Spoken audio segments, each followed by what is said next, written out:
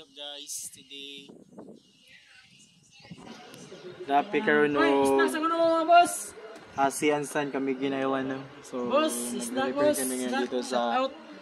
Pre, pakita si bata pre. AC. Pre, pakita si manok. Problema nito mga ka-AC is process kami kasi wala nang lamig. So mag 3 years pa tong unit nila. Kaso wala nang lamig, hindi na ayos pagka-install no. So isa din akong baguhang technician no. So shout out sa mga baguhan dyan. So tignan nyo yung mga posisyon ko dito mga ka-AC oh. Yung mga kasama ko. Nasa tabi na tayo ng ano. Kung isang ikangkang na natin dito, isang patay din tayo dito.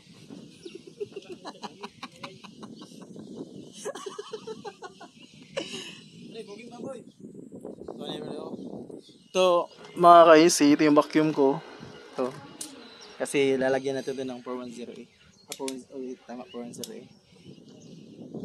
So sa gustong mag-travel dyan dito sa Camiguin, so maganda dito no. Kung gusto nyo pumunta sa sulit yung vacation nyo, puntahin na kayo dito sa San and Sea.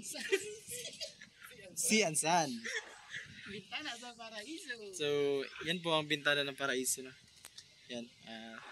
Tapos dito mga ka-AC is overlooking talaga. Overlooking dito, overlooking. Oh. Tapos diyan sa harap nito is yan ang Bohol. Yan ang Bohol. So mga ijo dyan. So thank you for watching mga ka-AC.